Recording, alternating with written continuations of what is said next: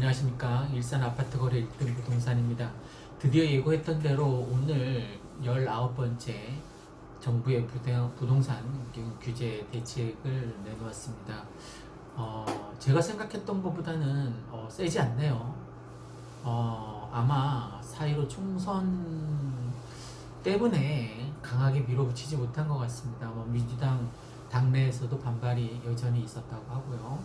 그래서 아주 국지적인 대책만 19번째 대책으로 내놓았는데 이렇게 해서는 집값이 잡힐 것 같지는 않습니다. 보다 장기적인 대책을 다시 한번 강구해야 될 것 같습니다. 이렇게 되면 그 주변에 풍선 효과가 더 여전히 남을 것이고 일산 같은 경우는 더 좋아지겠죠. 아무래도 부동산 규제 대책 오늘 나온 사항들을 쭉 한번 살펴보겠습니다. 아직 다소 기습적으로 19번째 부동산 대책을 내놓았는데 하지만 시장의 반응은 제 생각대로 여전히 냉담하기만 합니다. 여전히 가격 상승에 대한 타지역으로 옮겨갈 가능성이 굉장히 높다는 분석이 나오고 있습니다. 정부는 12, 16 대책이 발표된 지 2달여 만에 문재인 정부 들어서 19번째 대책인 집값 안정 추가 대책을 발표했습니다. 이번 대책의 핵심 내용은 조정 대상 지역으로 수원, 영통구, 권선구, 장안구 등 3개 구와 안양, 만안구, 의왕시 등 총 5곳이 신규 지정됐고 조정 지역에서의 LTV 담보 인정 비율이 기존 60%에서 50%로 낮춰졌습니다. 또 9억 원 초과 주택에 대해선 LTV를 30%까지 하향하는 방안이 포함되었습니다. 올 들어 집값이 급등한 경기도 이남 지역 중 비규제 지역들이 이번 대책을 통해서 모두 조정 대상 지역으로 묶였습니다. 해당 지역은 세제 강화, 다주택자 양도세 중과 장기 보유 특별 공제 배제, 조정 대상 지역 내 2주택 이상 보유자 총 부가세, 추가 과세 적용 이런 것들이 이제 규제 되겠죠. 금융 규제 강화도 포함되었는데 LTV 50%, 9억 원 초과는 30%밖에 안 됩니다.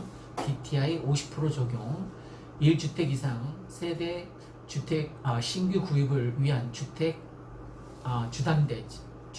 담보대출 원칙적 금지, 청약 규제 강화 등 각종 수요 억제 대책이 집중되었습니다. 하지만 이번 대책에는 시장에서 별로 반응하지 않는 것 같은데 정부가 매번 쏟아내는 대책들의 불안 심리만 자극했을 뿐 비정상적인 시장 흐름을 만들 뿐이라고 일축했습니다. 12, 16 대책 이후에 나타난 이른바 풍선 효과가 나타나고 있는 지역에 대한 추가 규제책을 내놓았지만 이 대책으로 또 다른 지역으로 풍선 효과가 번질 가능성도 염려되고 있습니다. 이 일산 같은 경우는 그 수혜 지역이라고 볼 수 있겠죠. 아무래도 풍선 효과가 일어나면 제 생각에는 매물이 거둬들여지고 단기적으로 급등하던 그 호가가 숨을 고르면서 상승률이 약간 둔화되거나 거래량이 감소할 수는 있습니다. 하지만 수요자 관망 움직임이 예상되지만 가격 조정 양상까지 이어지기는 제한적이라는 것으로 판단됩니다. 이미 조정 지역으로 규제가 가해졌던 수원, 팔달, 용인, 수지, 구리시 등지나 투기 과열 지구였던 광명시 일대의 가격 상승이 연초부터 꾸준했던 점을 감안하면 비규제 지역에서 규제 지역으로 전환한다고 급격히 수요가 얼어붙기는 쉽지 않을 것이라고 생각됩니다.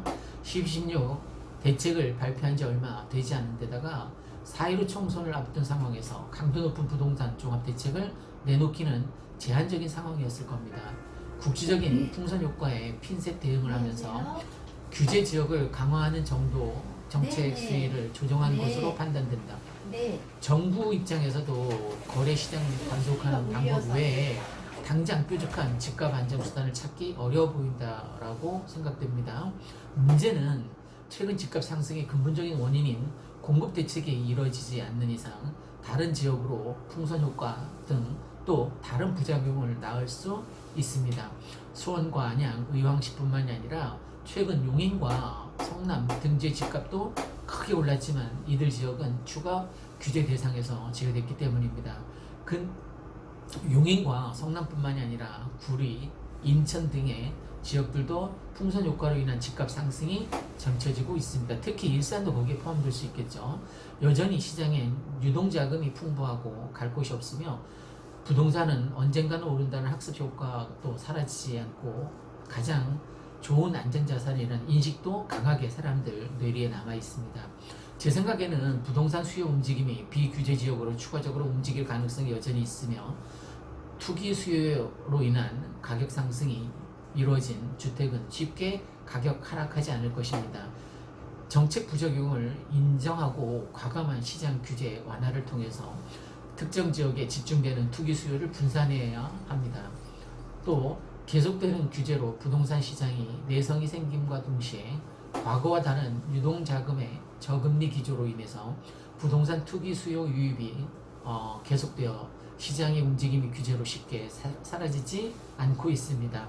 정부가 말하는 주택값 상승의 시발점인 서울과 강남권에 대한 공급 계획도 함께 제시해야 주택권의 주택가격 이상 현상을 잠재울 수 있을 것입니다. 대표적인 예로 이렇습니다. 신도시, 3기 신도시 창릉에 딱 발표를 했습니다. 왜? 서울 집값을 잡겠다는 거였습니다. 서울 집값 잡혔습니까? 서울 집값을 잡으려면 서울 규제 지역을 풀어서 서울에다 고층 아파트 많이 때려 지으면 됩니다.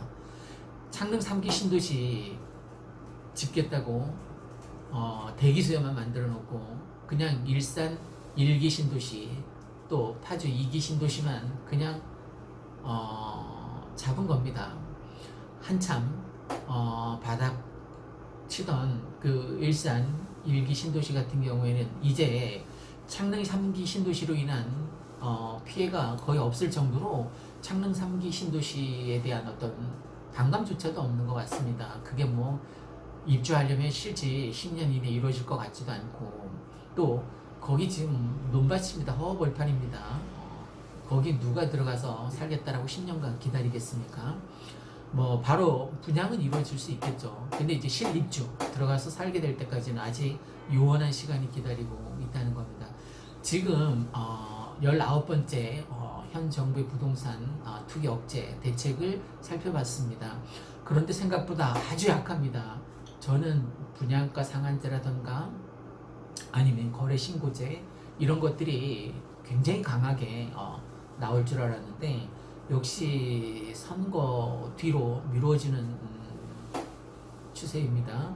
아무래도 선거에서 지금 많이 밀리고 있지 않나 하는 어떤 압박감 같은 게 작용했을 거라고 보여집니다. 어쨌든 지금 새로운 19번째 대책이 나왔지만 이 일산 백마마을, 강촌마을은 끄떡없습니다.